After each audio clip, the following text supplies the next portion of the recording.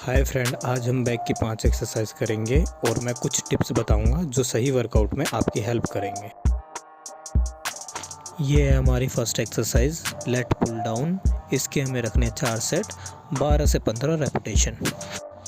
Light weight से इसे start करेंगे और हर सेट में धीरे धीरे वेट बढ़ाते जाएंगे। पहला सेट हमारा होना चाहिए 12 से 15 रेपिटेशन के बीच में, तभी वेट बढ़ाना है।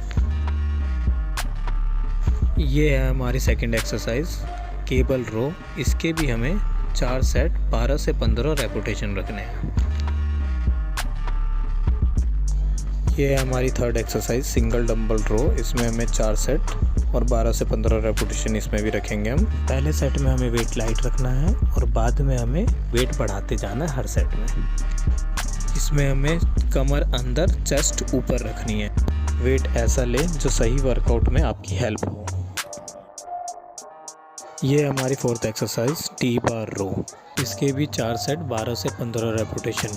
हमें वेट ऐसा रखना है कि जो मसल हम ट्रेन कर रहे हैं वो पूरा फील होना चाहिए हमें। ये है हमारी fifth exercise, cable pull over. 4 set, 12 से 15 रेपिटेशन। लाइट वेट से हमें स्टार्ट करना है और धीरे धीरे वेट बढ़ाते जाना है। हमें वेट ऐसा रखना है कि जो मसल्स हम ट्रेन कर रहे हैं उस पर पूरा फील